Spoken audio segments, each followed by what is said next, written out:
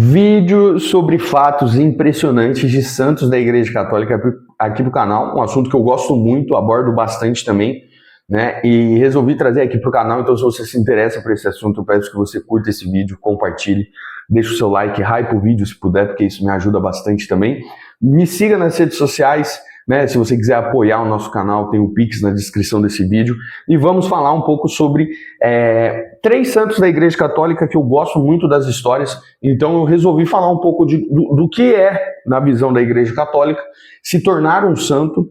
E eu separei a história de três santos que eu gosto muito e vou falar aqui para vocês, que é São Padre Pio, Santa Gema Galgani e São João da Cruz, né? Então vou falar um pouquinho deles, mas antes a gente vai começar falando do que é ser santo, né? A gente vai falar primeiro no que realmente acontece quando a igreja diz que alguém é santo, né? Primeiro de tudo, quem muitas vezes não faz parte desse meio, acha que santo, e muitas vezes de forma pejorativa procura se referir a outro, é dizer que santo é um ser perfeito que nasceu com auréola e não sei mais o que, mas na verdade, para a Igreja Católica, não é bem assim, né? É muito mais interessante a parte verdadeira disso daí, né? O processo de canonização, que é o processo de tornar alguém santo, não é a Igreja criando um herói, tá? É a Igreja, ela reconhecendo que aquela pessoa viveu o que a igreja vai definir como virtudes heróicas, tá? O que são essas virtudes heróicas? É um selo de garantia de que aquela vida foi uma via segura, tá? Por que uma via segura? Porque o santo, como São Padre Pio, São João Paulo II, ele tem que servir como um intermediário para os fiéis, né? Para chegar lá, né, essas pessoas passaram por desafios, pelo fogo, né? Hoje eu vou te mostrar o que é essa santidade dessas três figuras que vão desafiar a lógica, tá? Desafiam a lógica humana. São Padre Pio, Gema Galgani e João da Cruz, tá? Antes de eu ir para os exemplos, vamos entender então as regras para ser canonizado. São 4 etapas principais. Servo de Deus é quando a igreja começa a sua investigação para saber as virtudes heróicas daquela pessoa. Venerável, que é quando se prova que aquela pessoa viveu as virtudes cristãs de forma extraordinária. Beato, que exige um milagre comprovado cientificamente e teologicamente. E santo, que é um milagre, né, após a beatificação desse herói. Tá? Então, são essas 4 etapas. E o que seria, então, o milagre? Né? O que seria o milagre? A gente entende, nós que estudamos isso, que buscamos isso, nós entendemos que o milagre ele seria meio que a assinatura de Deus. Como assim a assinatura de Deus? O milagre é Deus confirmando que aquela pessoa está intercedendo por nós no céu. Né? Por exemplo, quando você vê uma Santa Teresinha do Menino Jesus que diz que quer passar o céu dela fazendo bem na terra. Esse seria um sinal, o selo de Deus naquela pessoa. Por quê? Porque ela quer santificar os outros, mesmo após a morte. Tá? Então vamos para as vidas, que tem filme a respeito, principalmente de São Padre Pio. Então, caso você nunca tenha visto, eu recomendo você assistir, porque é muito bom. Bom, São Padre Pio, sem dúvida nenhuma, é alguém que a gente pode falar que quebrou as leis da física, tá? Ele ficou conhecido aí na década de 60, principalmente, como o santo dos estigmas, tá? Por 50 anos, ele carregou no próprio corpo dele as marcas de Cristo, as chagas de Cristo, né? Sangravam diariamente e tinha um perfume de flores. Desafiou médicos que nunca encontraram uma explicação natural. Vai lembrar que nós temos obras de médicos que nem católicos são, que foram justamente para estudar as marcas que estavam no corpo de São Padre Pio, tá? E não chegaram numa conclusão. As marcas ficaram lá por 50 anos com ele, com odor de flores, né? Mas a santidade dele não se resume a isso, era a entrega dele, tá? Ele passava coisa de 16 horas por dia no confessionário, né? Uma coisa que muitas vezes é tão banal hoje em dia, né? Nós vemos muitas pessoas que falam que não precisa de confessar, que fala direto com Deus, e nós temos aí um exemplo muito recente, que é São Padre Pio, que ele ficava 16 horas por dia atendendo as pessoas. Até mesmo quando ele era duro com as pessoas, né, ele cobrava uma conversão mais radical, as pessoas não deixavam de procurar com ele, porque viam Deus nele, né? Então é muito interessante você ver isso. Ele também vai ter o dom da bilocação, Isso é muito interessante, porque ele vai conseguir, né, estar em 2 lugares ao mesmo tempo. Né? E professor, para que ele fazia isso? Muitas vezes, essa bilocação, lógico, não era ele que queria, era Deus que concedia essa graça para ele, e essa bilocação muitas vezes era para que ele pudesse atender a confissão de outras pessoas que não conseguiam chegar até ele e precisavam de uma boa confissão. Né? Então ele vai ter o dom da bilocação, e também ele vai ter a cardiognose. O que é cardiognose? Ele lia corações. Tá? Se você esquecesse um pecado na hora da confissão, ele te lembrava desse pecado. Olha isso, que loucura, né? No filme mesmo, né, e até alguns registros nós temos, que São Padre Pio, através disso, um dia ele vai atender a confissão de um padre, um sacerdote chamado Karol Wojtyla, né? E ele disse, será um bom papa, né? Anos depois, Karol Wojtyla se torna São João Paulo II, né? Então, olha só, né? O que São Padre Pio ensina pra gente?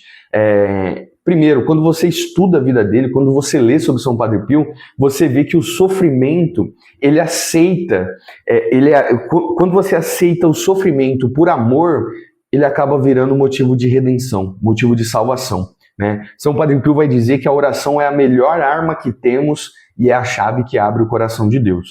Então, quando você aceita o sofrimento com amor, esse sofrimento ele pode te levar à salvação. Né? E agora vamos para a segunda. Santa Gema Galgani, conhecida também como a Filha da Paixão. Gema significa pedra preciosa no italiano, né? E ela, eu gostaria de deixar claro que para mim, assim, na minha visão, ela é o oposto do que o mundo moderno, né, o mundo de hoje em dia prega. Né? Enquanto está todo mundo buscando conforto, ter uma zona de conforto, Gema Galgani ela buscava justamente o contrário. Ela buscava ter uma identificação total com Jesus. Ela foi uma mística leiga e ela viveu experiências intensas. Ela não chegou a ir para um seminário, né? Primeira coisa de mística dela que a gente vai ter é o fato de que ela conversava com o seu anjo da guarda. Né, como se fosse um amigo íntimo dela. O melhor amigo dela era o seu próprio anjo da guarda. Né? Ela, inclusive, o confessor dela, o mestre espiritual dela, ficava em Roma. Então, o anjo da guarda dela levava as cartas para ele. As cartas que ela fazia, quem levava era o próprio anjo da guarda dela. Né? Mas o que mais impressiona dela, quando você lê, quando você estuda a vida dela, é a pureza dessa menina, em meio à dor que ela sentia, né? Ela perdeu os pais muito cedo, inclusive em uma comunhão, ela pediu para o Senhor, falou assim, Senhor, se você quer levar minha mãe, leve minha mãe, mas leva junto. E ela conta que Jesus respondeu a ela, falando assim, a sua mãe eu vou levar, mas você, minha pedra preciosa, gema, né? Você vai ficar mais um pouco aí, né? Então, olha só isso daí que ela vivia. Ela perdeu os pais cedos, ela viveu numa pobreza muito grande e ela sofria ataques físicos do demônio, assim como São Padre Pio também. E mesmo assim, a face dela irradiava uma paz que as pessoas não conseguiam descrever, ninguém entendia. Né? Ela mostra também para nós, se São Padre Pio mostrava a questão de você aceitar a dor para a salvação, né? Ver amor naquilo que dói no seu coração, ela também mostra que a santidade é sobre intimidade. Né? Intimidade. Ela não precisou de um convento para ser santa. Não que você não sinta no coração a sua vocação, você não tem que ir. Mas ela transformou o cotidiano dela, o dia a dia dela, num diálogo constante com o céu, buscando a Deus. Né?